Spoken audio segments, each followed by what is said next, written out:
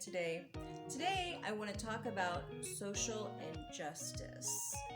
Social injustice is it's the lack of human rights in society, and that can be manifested in racial discrimination, gender discrimination, sexual orientation discrimination.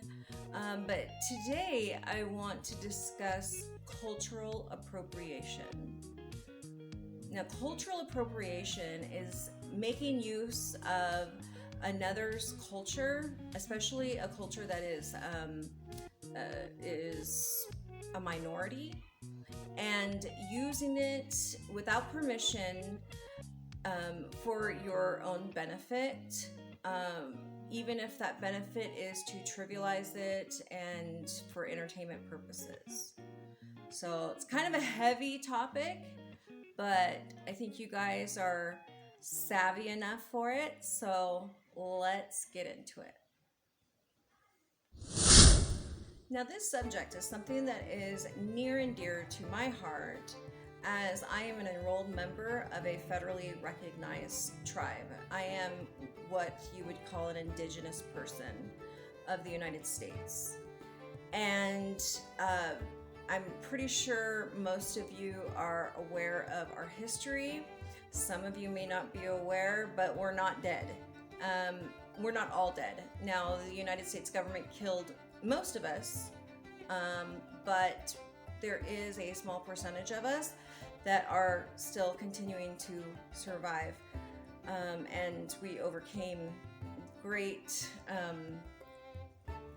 trials and tribulations to be able to survive today, or I should say my ancestors did. So I really have to hand it to them for surviving so we could be here and continue to represent our people.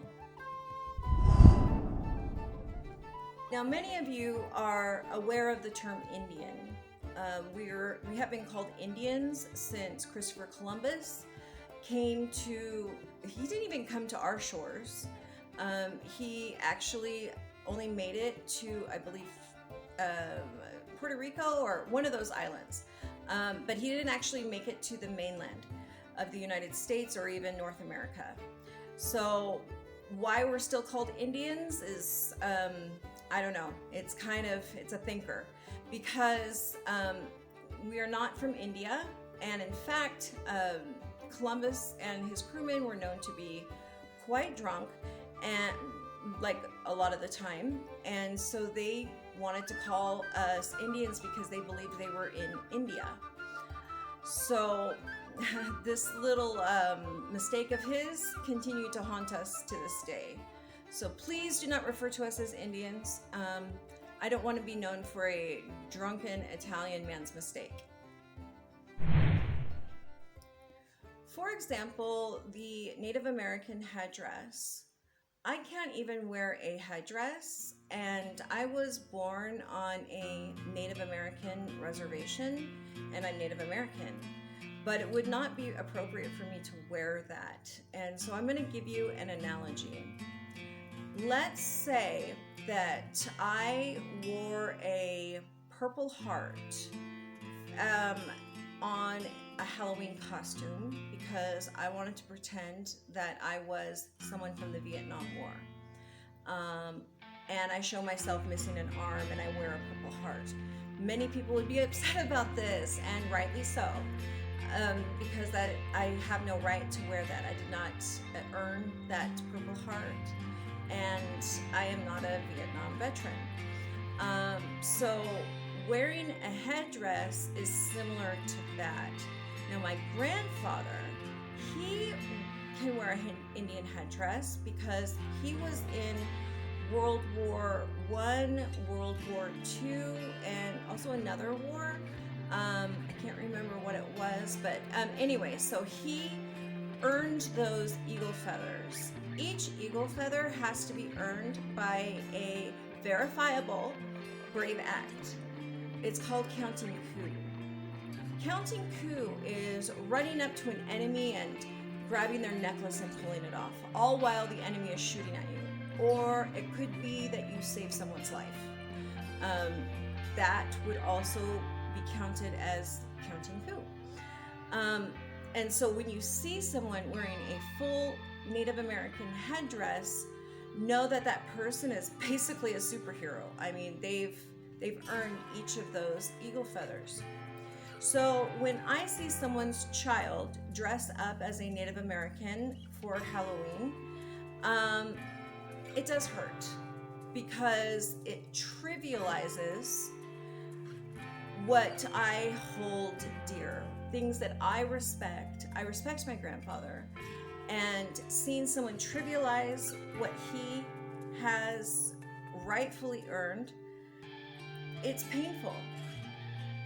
So I kind of wanted to give it to you in those terms.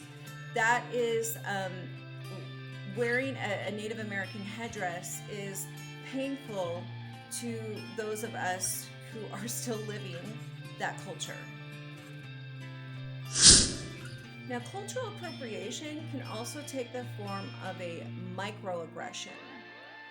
A microaggression can be intentional, but often it's unintentional. And for example, I'm in an elevator and I see, no, I would never do this, but I see a black person, and I put my purse on the other arm away from that person. That would be an example of a microaggression. I would feel uncomfortable thinking maybe, oh, this person, because they are black, they're gonna obviously steal my purse. That would be horrible, but it's something small. So you see someone take off their purse, put it on the other side. This is a microaggression. Or another example would be I'm walking down the street and I see a homeless person, someone who sleeps on the street. And I do this. That would be a microaggression. It's not something I can go to jail for. It's not something I can be sued in a court of law for. But over time, if people continually do that to this person, that person will be damaged from that long term.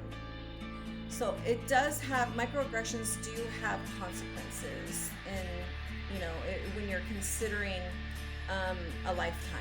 It can cause a lot of problems for that person. So cultural appropriation can be something of a microaggression. For example, going, oh. When you see a Native American person, you think you're making a joke, and maybe you have no ill will towards that person.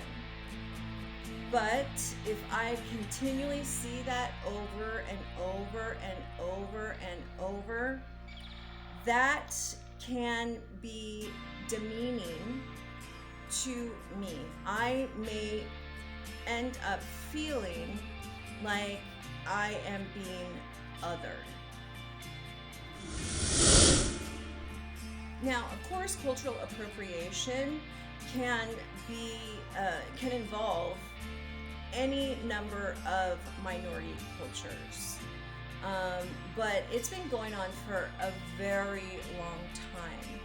In fact, I would say that imperialism gave birth to cultural appropriation, because the native culture that was being imperialized was seen as a natural resource, just like coal or gold. We were seen as a natural resource to be used by the dominating, imperializing culture. So colonization is still having an effect in society today. Also, I think I would be derelict in my duty as a teacher unless I discussed the sexualization of Native American girls and women.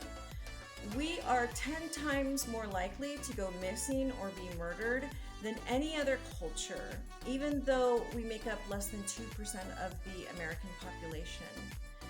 If that was happening to white women, for example, there would be cries of anger from the rooftops.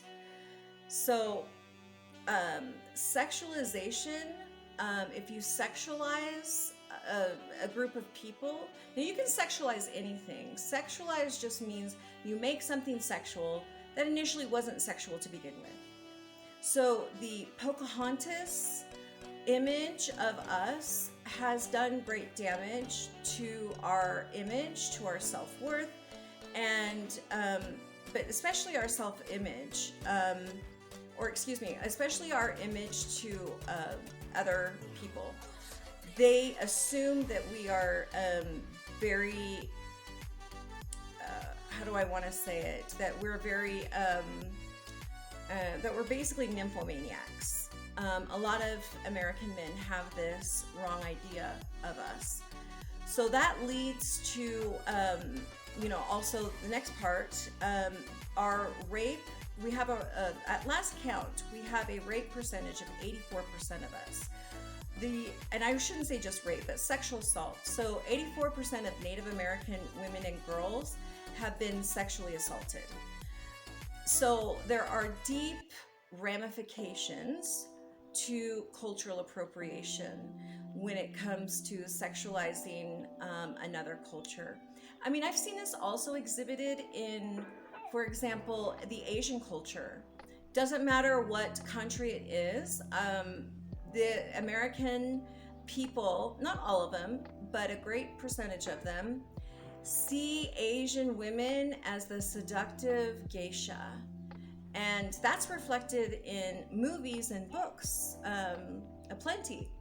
So yeah, I'm really glad I was able to talk to you guys about this sensitive topic, and I hope you learned some new terms today.